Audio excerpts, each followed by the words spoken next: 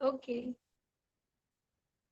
Rishta, I'm just joining in 1 sec. Can I just go out and join again? My headphone is Yeah. not getting connected. 1 sec. Okay. Okay. Yeah, I'll just do a bit of a quick revision then till then. Prachi, I think you remember because we were just discussing. Oh, you're back.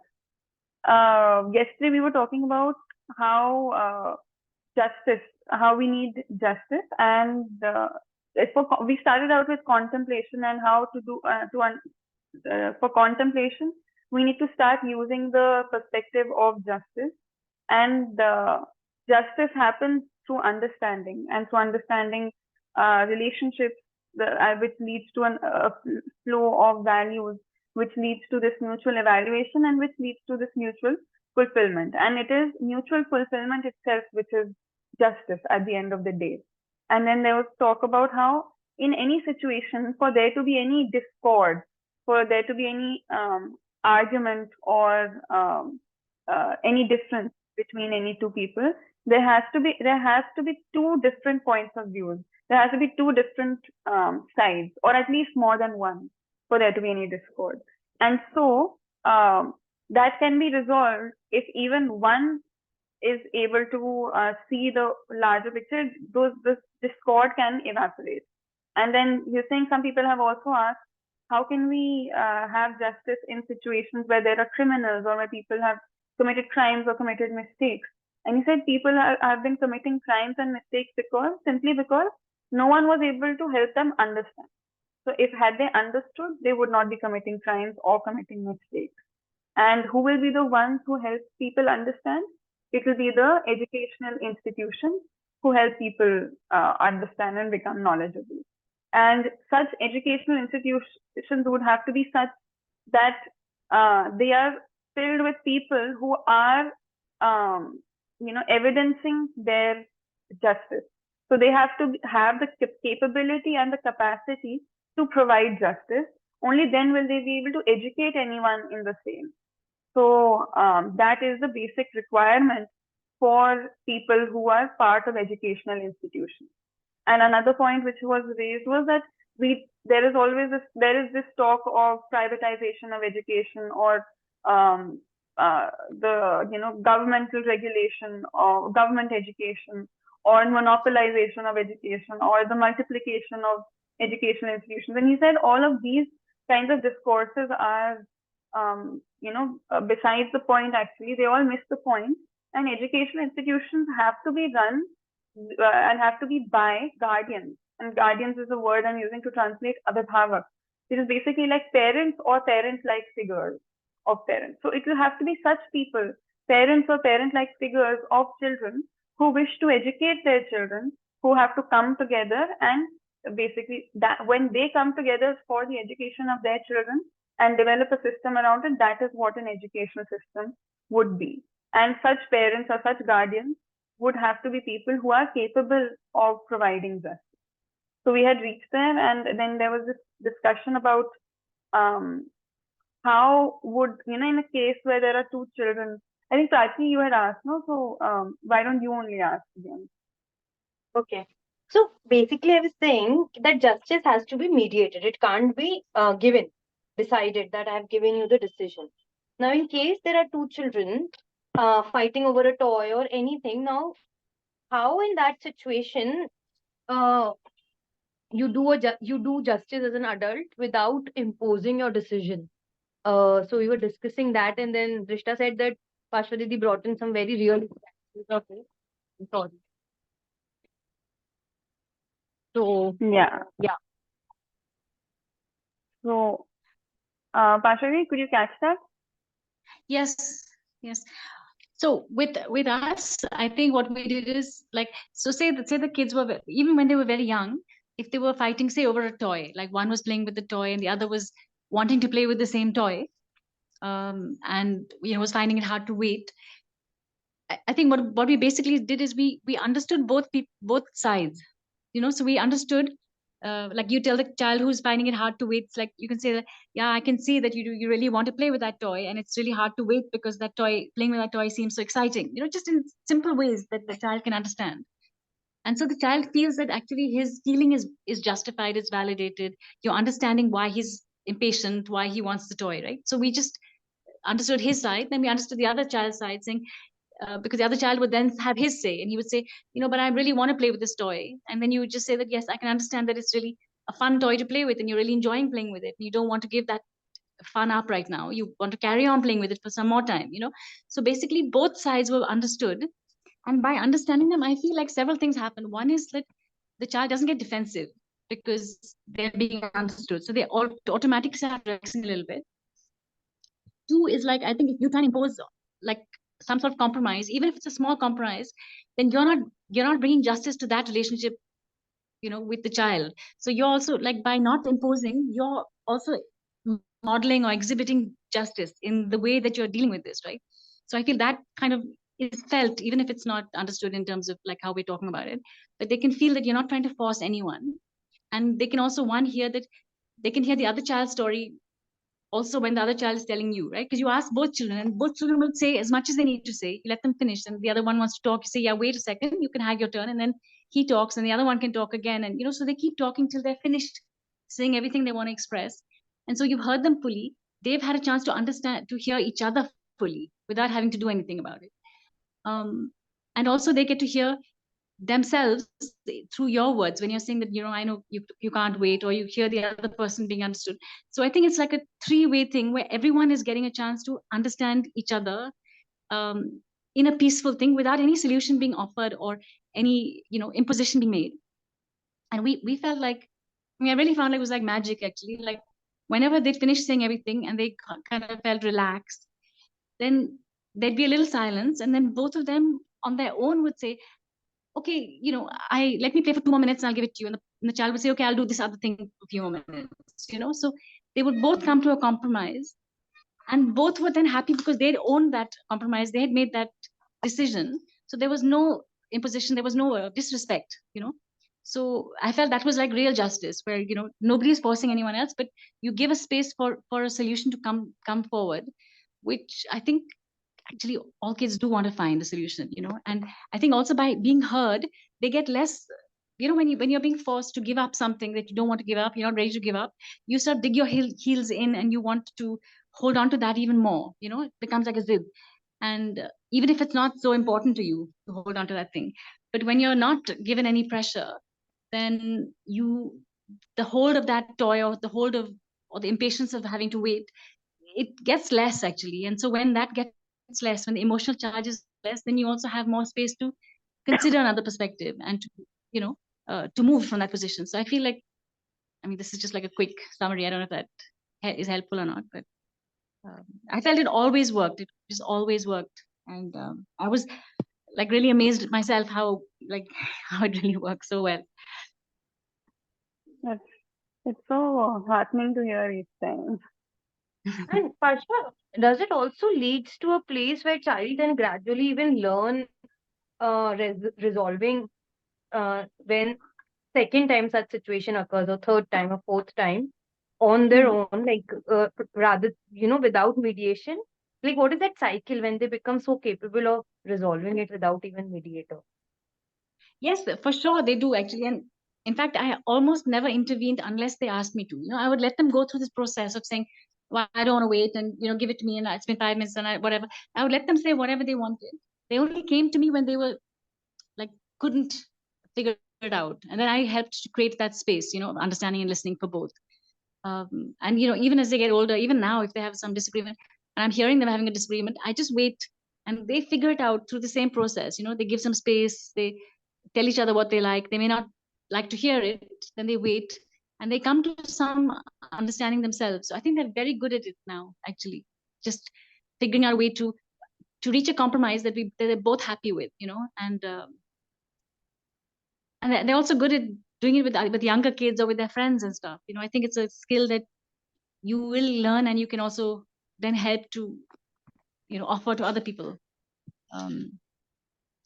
Just like finding a way to echo what the other person wants, and with understanding and without any imposition, is I feel it's very powerful, actually, because at the end of the day, what we really want is understanding. Like we want that above everything else. And that's really it really feeds you actually when you're understood by someone, especially in a caring way. So I feel that's I feel this kind of shows me this whole JV thing of understanding being kind of the most fundamental thing that we all want and we all need. And I feel like all these examples really kind of reinforce the truth of that actually. That regardless of what we have to eat or drink or how many friends we have, if we don't have understanding and in our lives, then we just don't feel satisfied. And when we have that, then everything else seems to be easy. So yeah. Prachi? No, I think, I got what I was looking for. Thank you, Asha. Manjuji? Anything? Oh, mute. You're on mute. You're on mute. All I can say, thank God I don't have to go through this. I would have been hopeless at it. I'm surely I would have, butted in and given advice and put a dangled a carrot in front of one and the usual I would have done. I mean, I think we all learn this at some point in our lives, whether it's with our children or with friends or with, it's something that we can always learn. It's never too late to learn, and it's never too late to learn in any relationship. Yes. So I think yes. That's the brighter part. Yes, of course. Yeah. No, I feel like even though it makes sense to me at a level of logic and all of that, it fits together. I think in terms of habit, it's still like the default setting is is yet to change. Like I don't think it has settled into me either. So it takes time for all of it to trickle down. It's really amazing how you had that right, even right in time when you had kids. Also, you had this understanding and capability. Actually, having said that, I noticed that because the default is to try and offer a solution. Even if you do it very kindly and very good-heartedly and well-meaningly. So, but I would notice that the minute I even tried to offer the tiny solution, basically any solution, basically saying that demanding both people compromise, and so both people feel shortchanged. So the minute I even tried to do it ever, I would just see their body language tighten, and they kind of, you can see that they're not relaxing, they're actually getting more frustrated or something. So I think those little, even the smallest error, because I was watching to see what happens to the kids, it showed me that actually this doesn't work. It doesn't make sense. And, like later on I could understand why, but even at that point, before understanding why, I could see that this isn't, it's not satisfying them. Yeah, it's worsening the problem rather than helping. So I think we can see that. I think in all our relationships, even with friends and stuff, if some friend is saying, I'm feeling sad and I think this, you say, no, don't worry, you'll get over it. Or, if you don't understand them, they don't feel really good, actually, but when you really understand them, even without giving any solution, then they feel actually better. And then they come up with their own solution, which is actually more, in integrity to who they are and what they need. So I feel it actually applies to all relationships somehow. Yeah. Yeah, unless they're seeking something, which is not always the situation. Yeah. But even if they're seeking something, I feel somehow first you understand what they're seeking or what they're feeling, then it gives them more space to kind of even hear if you have something that that they're asking for. More readiness, emotional readiness. Yeah.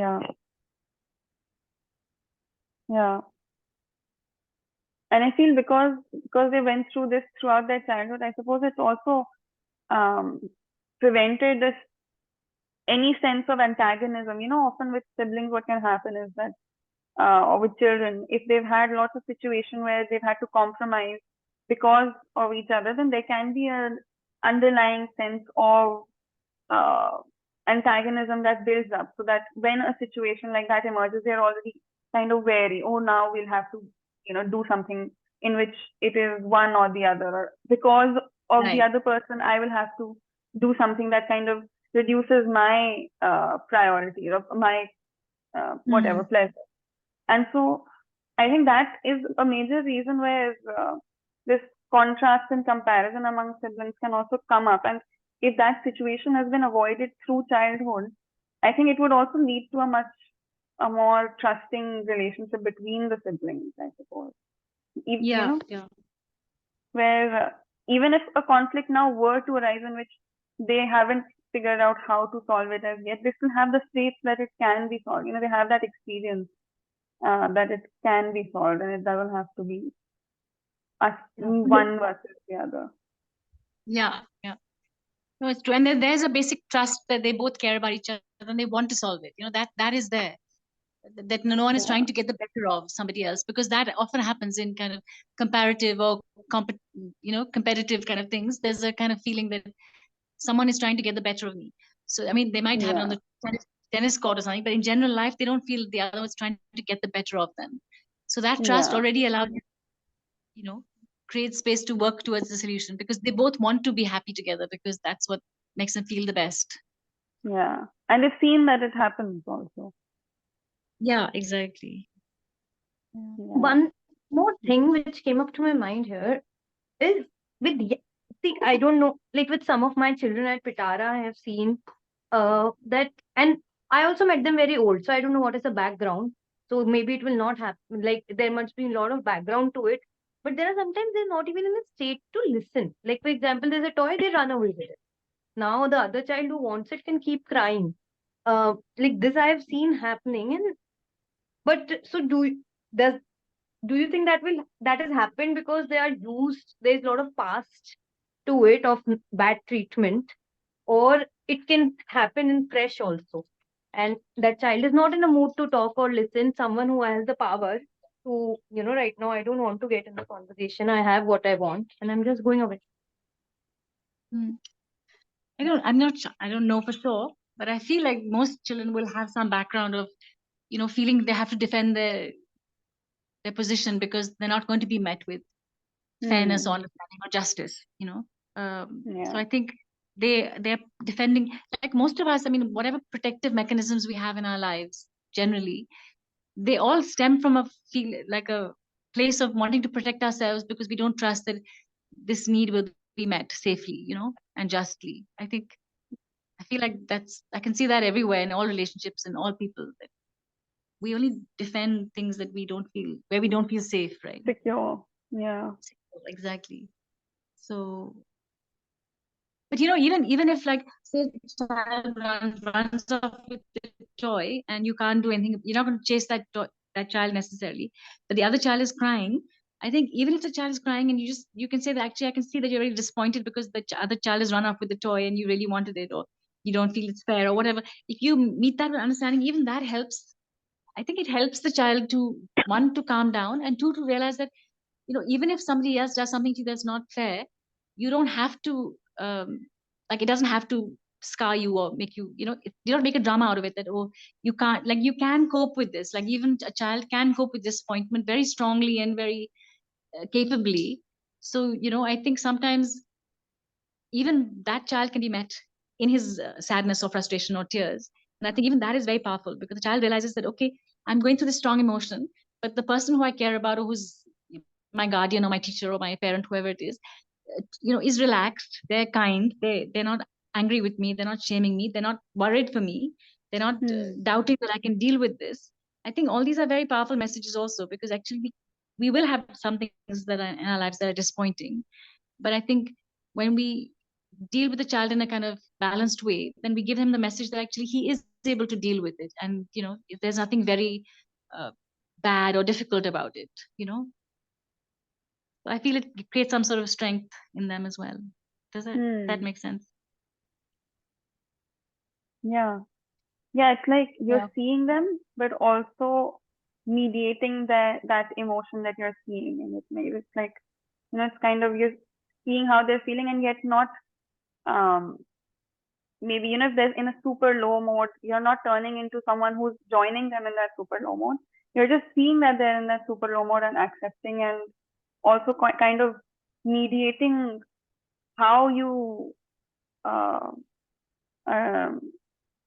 experience that from your position also, no? Which is in that it may be really disappointing for you right now, and you see that it is very, that I see that it is really disappointing for you right now, and I understand why it is super disappointing. But I'm also confident that you can deal with it, and I am there. That, I think that's what you're saying, no? Yeah, exactly. And I think also, like, if we get also anxious and destabilized, and that's what happens to a lot of parents, because they care so much and they're so, entangled with the child's emotions and things, that they start getting like, oh no, how sad, this must be so terrible and stuff. So basically the child feels like, whatever's upsetting me is upsetting the person who I'm relying on to be grounded and stable. So this must be really bad. And it's also scary for children. Like, actually, they don't have someone who they can lean on, because that person's also rattled and wobbled, whereas if you're sthir, then I think it gives a lot of kind of like, okay, whatever's happening to me, the person I care about has more space than that and can deal with it. So, I have a safety net that is grounded, rather than also is rattling in the wind like me. Yeah, like a doctor. Like if you are severely injured and you go to a doctor, if a doctor gets really alarmed, then of course that will rattle you. But I think the demeanor of a confident and caring and empathizing, yet balanced and in control doctor would also put you at ease, because you feel like, oh, it's getting addressed. My pain is getting addressed, and it can be dealt with in a very regulated way. Exactly. I mean, I think this is a very good example. Actually, it's a very good analogy. I think it's similar to that.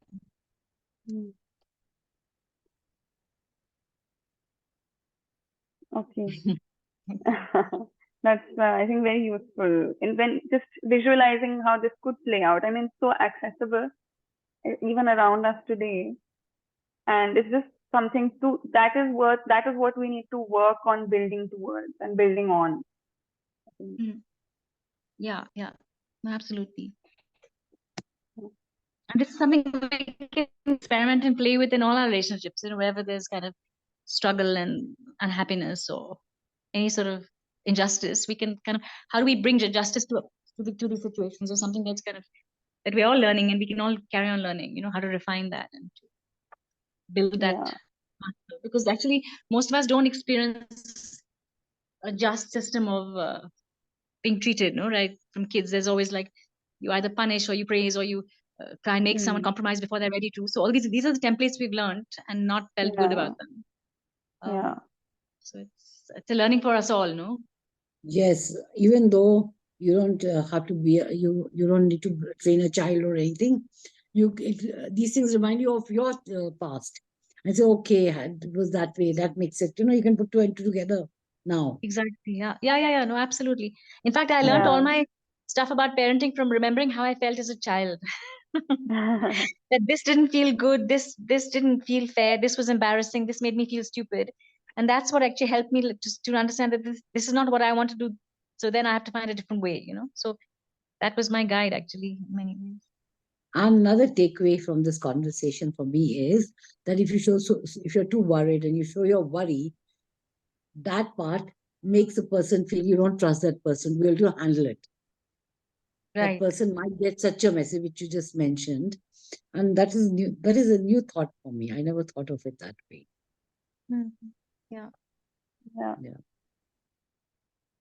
I mean, I still don't think that it's okay to hide how you're feeling.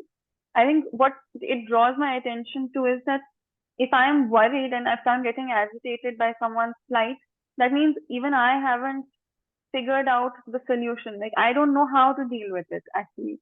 So therefore, I don't yet have the capability to address it. But I can still, I'm not yet capable of addressing it, but I'm still capable of being there with that person. I suppose I can still show my worry, but maybe it's something that draws my attention to the fact that this is something I need to work on, so that next time I'm not as agitated or something. Yeah. And maybe if you recognize it a little bit, at least your worry will be a little bit more, reduced a bit at least. And you can also say, like for example, when my kids were climbing trees, like I didn't want them not to climb trees, but I would say something like, I know that that you probably will be very careful, and I can trust you to climb the tree carefully, but it makes me nervous at the moment. So, I won't watch this, you can do it with your father rather than with me. So I would be honest with to them that actually I wasn't able to watch them climb this tree, but that that Yeah. wasn't a reason for me to stop them necessarily. And so I think we can also Yeah. be honest about what's going on, but Right. without putting Right. it on them. Like, this is my thing. I'm nervous, but it's not because of you, because you're not capable. It's because I've got something that I still need to figure out. Right. Right. Separate those two. Yeah. No, yeah, of course, because if someone is super, super good at climbing trees, then they feel confident if a child is climbing, that they'll be able to tell in time what, help the child, guide the child, and make sure they don't make any missteps. So if I am super good at climbing a tree, then I won't be as nervous when having children climb trees in front of me. Like, I remember when I was younger, I used to take people down for treks down the hill.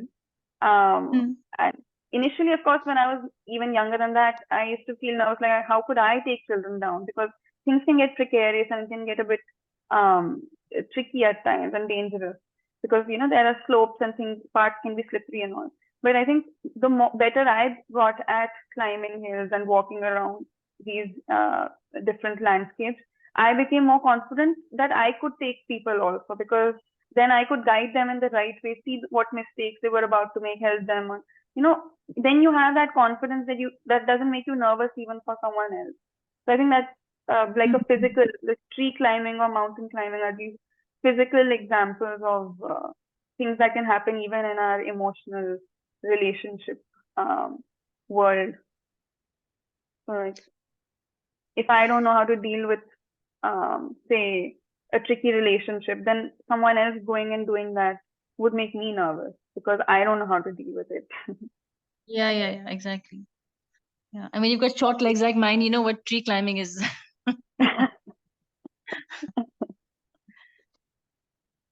Yeah. Okay. So, okay. I'm not sure if you can stay or if you need to leave. I can stay and listen. I'll listen to you. You're carrying on, no? Now reading and stuff. Yeah, unless you want to ask or discuss something more on this, we can continue. No, I'm fine actually. I'm good. If anybody wants to say something more, that's fine. But, Okay. Prachi? No, I'm good. Okay. Okay. Okay. Thanks, Pasha. Really. That was really helpful. And I always find it so heartening to hear, because it's a live example that has been repeated many times for you, no? It's very nice that you could share it.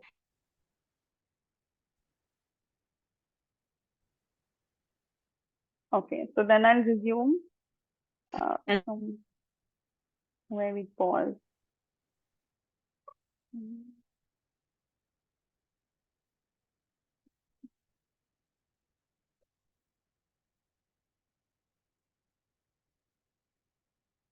क्या हुआ जब न्यायमूर्ति नहीं मिलते हैं, बाकी को क्या बताएंगे हम? बाकी लोग कहाँ से पा जाएंगे? ये तो बात होना ही नहीं है।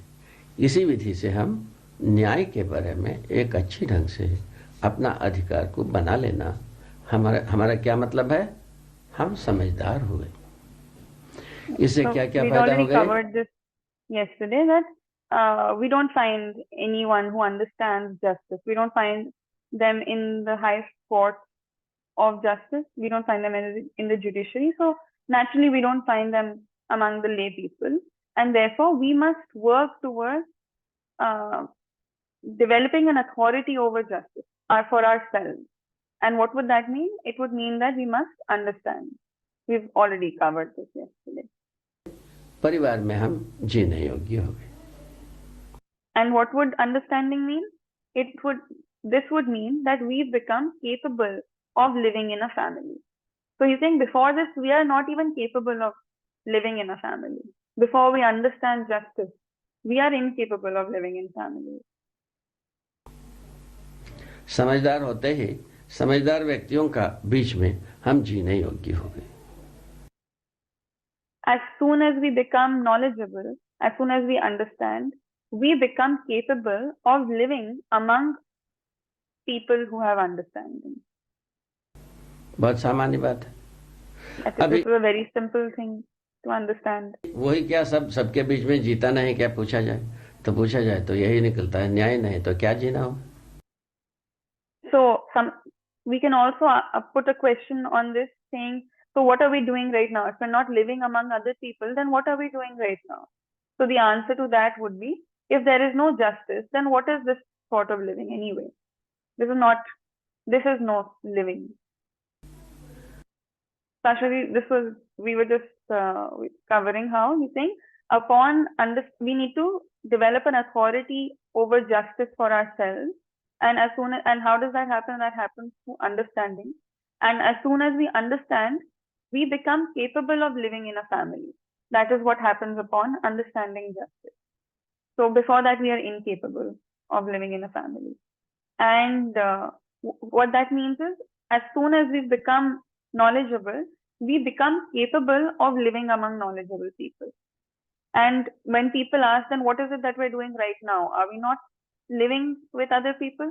Well, if there is no justice, then really what sort of living is it even? कम से कम न्याय नहीं तो जीना क्या हुआ? If there is no justice at the very least, then where is the living? Then what are we even living? कम से कम जो यदि कोई चीज है मात्रा तृप्ति की, वो न्याय ही.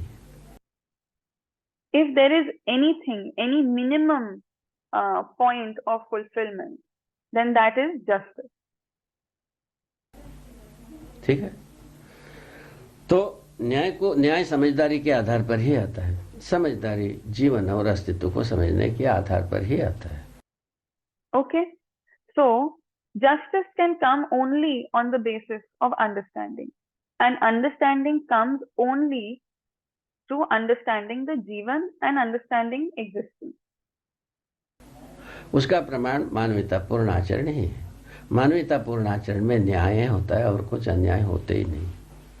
And the evidence of that itself is humane conduct. And in humane conduct, within humane conduct, you only have justice. There is no trace of injustice. आप शोध करोगे तो भी नहीं होगा अन्याय.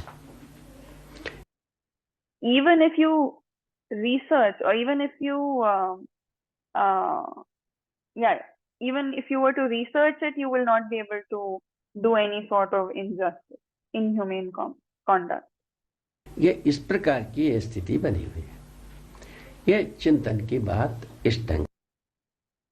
This is the kind of state that exists, and this is what we do when we do contemplation.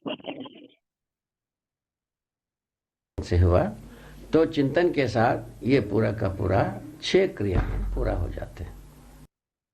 So with contemplation, all 6 of our activities get completed. So the 6 activities were in the mind there is selection and tasting and selection. Then in the disposition there was weighing and analysis, and in our vision there was visualization and contemplation. So these were the 6 activities that were completed with contemplation. कौन सा? Because before contemplation, even our weighing was only happening incompletely. Only half of the weighing was functioning. 6 क्रियाएं हैं और चयन आस्वादन तो आप हम करते ही हैं संवेदना के साथ स्थान पर. So which 6 activities? Now, selection and tasting is something that you and I already do on the basis of sensations. और विधि से ये आप हमको सबको विदित है. और विश्लेषण में हम पूरा का पूरा पक्के हैं अपने. And this is selection and tasting we also do from the sensory mannerism. This is something known to all of us. And then again, for analysis, it is something that all of us are already very accomplished at. अर्थ में तो किस अर्थ में? विश्लेषण में हम पूरा का पूरा पक्के हैं. अपने अर्थ में तो किस अर्थ में? परिहित लाभ के अर्थ में हम विश्लेषण बहुत कर चुके हैं.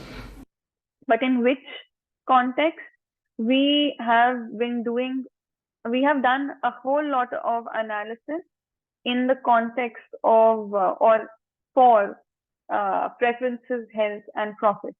So that is the context in which we've done all our analysis. उसी विश्लेषण के आधार पर हम हमारा शरीर के लिए जो आवश्यकता है, सामान्य आकांक्षा महत्वाकांक्षा संबंधी वस्तुएं, उसको हम उत्पादन करने के लिए भी काफी सोच चुके हैं, तैयारी भी कर चुके हैं.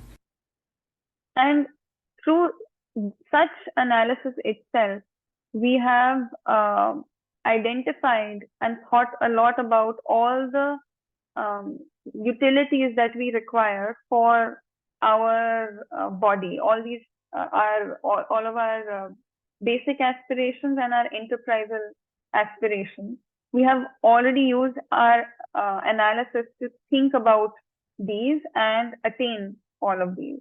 उसको हम उत्पादन करने के लिए भी काफी सोच चुके to produce these हैं, तैयारी भी कर चुके हैं. वो है आहार, आवास, अलंकार संबंधी वस्तु उपकरण और दूरश्रवण, दूरगमन, दूरदर्शन संबंधी वस्तु उपकरण. So we have used our analysis for the production and the preparation of such utilities, and these utilities are food, shelter, and apparel, and their associated tools, as well as television, telecommunication, and travel, transportation related objects and tools. इन वस्तु उपकरणों के साथ हम समृद्ध हो चुके हैं. बाकी चीज यदि इसके अलावा कोई चीज है, वो मनुष्य उपयोगी नहीं है. And regarding these objects and these tools, we have already become we have already attained them, and we have become quite prosperous in these. And if there is anything else besides these that we have produced, then those objects are not useful.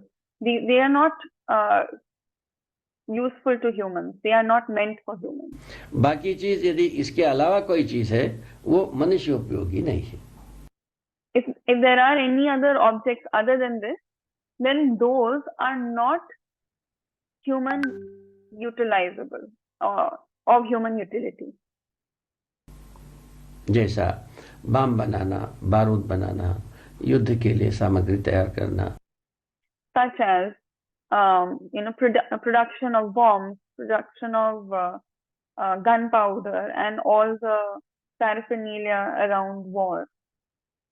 और युद्ध के लिए युद्धपोत तैयार करना, युद्ध के लिए आकाशयान तैयार करना, युद्धपोत तैयार करना.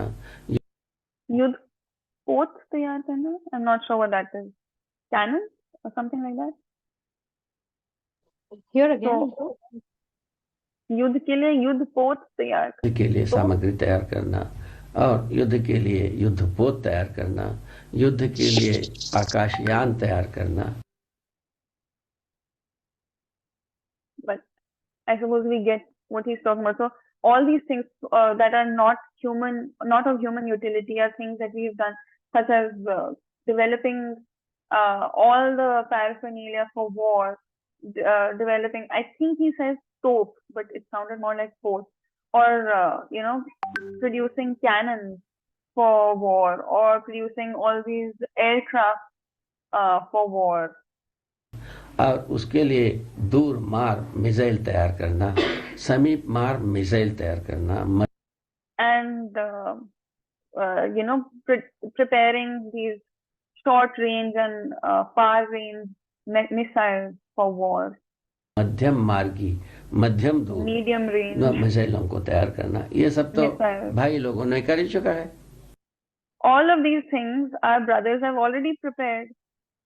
ये सब जो है मानव के लिए साधन नहीं है. ये However, all of these are not resources for humans.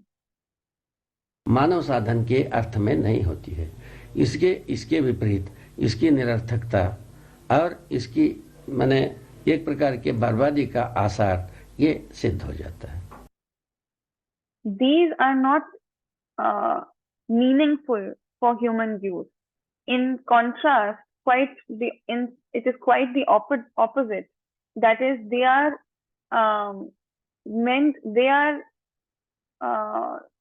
geared towards human destruction. They are meaningless for humans. That is, they are anti-human and geared towards the destruction of humans. किस विधि से? तर्क विधि से और घटना विधि से, दोनों विधि से. In which way? Through the way of logic as well as through empirical. So on how am I saying this basically? This is being said on the basis of logic and on the basis of empirical events.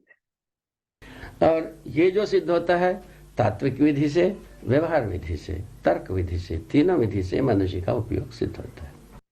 And those whose utility can be established, they can be established so there are these three vidhis in three ways. In the fundamental way also you can understand them, in the logical way also you can understand them, and in a behavioral way also you can understand the utility of the objects of human utility, basically, which are those 6 things, which are food, shelter, apparel, and telecommunication and transportation. So he's saying their utility can be understood at the fundamental level, at the logical level, as well as the behavioral level. Whereas the meaninglessness of all the other implements that we have produced, such as all these war paraphernalia, their meaninglessness can be evidenced at both the logical level as well as on an event-based way. We can see how meaningless they are and how destructive they are. तात्विक विधि से क्या उपयोग है भाई? हम सुखी होना है तात्विक विधि का चोट है. क्या? तर्क विधि से, तीनों विधि से मनुष्य का उपयोग सिद्ध होता है. तात्विक विधि से क्या उपयोग है भाई? हम सुखी होना है तात्विक विधि का चोट है. So how do we understand it at the fundamental level, or the Tatvik would literally be elemental level, or something like that. I'm using fundamental. So at the fundamental level, we can see that we want to be happy. That is the final chot of the Tatvik Vidhi, means that is the point at which the fundamental length basically meets its target. So chot karna yani, when you shoot something and it reaches, or when you aim something and it reaches, that is what it is reaching. So the fundamental perspective shows you that happiness is what we need. तात्विक विधि से क्या उपयोग है भाई? हम सुखी होना है तात्विक विधि का चोट है. हम सुखी हो गए माने तात्विक रूप में हम व्यवहारिक हो गए. ठीक है, तो और उसको प्रमाणित करने के लिए चले, प्रमाणित हो गए, हम व्यवहारिक हो गए. So at the fundamental level, if we become happy, we also become behavioral. So if we were to evidence, when we become happy and we are to evidence that happiness, that itself is our behavioral level. हम सुखी हूँ, इसको हम प्रमाणित कर पाया, माने हम व्यवहारिक हो गए. So I am happy, and if I am able to evidence that, that means I have become behavioral. इन दोनों के बीच में तर्क रहता ही है. हम ऐसे ढंग से हम प्रमाणित हो जाऊंगा, ऐसा ढंग से के बीच. And between both of these, there is always this logic. This is how I will become evidence, or that is how I will become evidence. This is the level of logic. बीच में तर्क रहता ही है. हम ऐसे ढंग से हम प्रमाणित हो जाऊंगा, ऐसा ढंग से हम अनुभूत हो जाऊंगा, ये बात रहता है. इस So in this way I will become evidence. In that way I will be able to experience. This is something that remains in the middle of the fundamental and the behavioral. ढंग से तर्क, तात्विक और व्यवहार विधि से मनुष्य प्रमाणित होने की बात आता है. So in this way, through the fundamental, logical and the behavioral ways, humans are going to be able to evidence themselves. तो जितने भी हम बात करते हैं, पढ़ते हैं, लिखते हैं, यह सब तर्कनिष्ठ है. all the conversations that we have, all that we read, all that we write, all of that is logical. All of that is within logic. हम बात करते हैं, पढ़ते हैं, लिखते हैं, ये सब तर्कनिष्ठ है। ये तर्क के आधार पर ज्यादा हम बताते हैं। We do all of this mainly through logic. तर्क से तात्विकता को, तात्विकता के अर्थ को छूता है, यही संप्रेषणा का महिमा है। And logic touches on the तर्क तात्विकता के अर्थ को छूता है। Logic touches on the meaning of the fundamental, and that is the grandeur of expression. So this is a heavy sentence. Logic is able to touch upon the meaning which is held within the fundamental, and that itself is the grandeur or the value or the significance of expression. यदि संप्रेषणा में हमारा तात्विकता छू गए, तात्विकता इंगित हो गए सामने व्यक्ति को, हमारा संप्रेषणा का अभिव्यक्ति का सार्थकता है। So, if my expression is able to touch the fundamental, is able to indicate towards the fundamental for the other person, that itself is the meaningfulness of my expression. ये मैंने अनुभव किया है। This is what I have experienced. वैसे ही आप भी किए होंगे, ये कोई नया नहीं है। आदि Similarly, you must have also experienced this. This is nothing new. काल से ही आदमी इस प्रकार की चीज करते ही आया है, और Since time immemorial, humans have been doing this very same thing. दूसरा, और वही तर्क व्यवहार की सार्थकता को माने इंगित कराते हैं। व्यवहार में And second, that very logic itself is able to indicate towards the meaningfulness of behavior as well. में सार्थकता क्या है बताया? मानव प्रयोजन 4 समाधान। And what is the meaningfulness of human behavior? That I've already mentioned. Human purposes are for समाधान, समृद्धि, अभय, सहअस्तित्व, ये 4 को यदि इंगित करा देता है, इस विधि से ये चारों चीज मिल सकता है, इसको यदि बोध कराता है, ये व्यवहार ज्ञान हो। So the 4 human purposes are resolution, prosperity, fearlessness, and coexistence. And if it is able to indicate towards or help someone comprehend these 4, if it is able to, चारों चीज मिल सकता है, इसको को यदि इंगित करा देता है, इस विधि से ये चारों चीज मिल सकता है, is able to show the way through which we can reach these 4, then है, इसको यदि बोध कराता है, ये व्यवहार ज्ञान हो। that is an understanding, that is a knowledge of behavior. You know, if you're able to indicate towards our human purposes, show how or explain how one can achieve those purposes and allow others to help others to comprehend them, then that means that you have the knowledge of behavior. उसमें तात्विक ज्ञान हो गया। तात्विक ज्ञान के लिए भी तर्क चाहिए, व्यवहार ज्ञान के लिए भी तर्क चाहिए। And within that there is the fundamental knowledge. For the behavioral knowledge also you require logic, and for the fundamental knowledge also you require logic. इसको आप अपने में जांच सकते हैं। This is something you can verify within yourself. ये कुल मिलाकर के पहला उपलब्धि यही है, परिवार में हम अपना मूल्यांकन, परिवार जनों का मूल्यांकन किस आधार पर करेंगे, और दूसरे किसी आधार पर नहीं हो सकती, केवल मूल्यों के आधार पर और संबंधों के आधार पर, मूल्यांकन सहित उभय तृप्ति की प्रमाणों के आधार पर हम व्यवहार में न्यायिक हों, इस बात को हम प्रमाणित कर सकते हैं। घोषित So this becomes our first achievement, which is that we will be able to, let me just Get it exactly right. ये व्यवहार ज्ञान हुआ।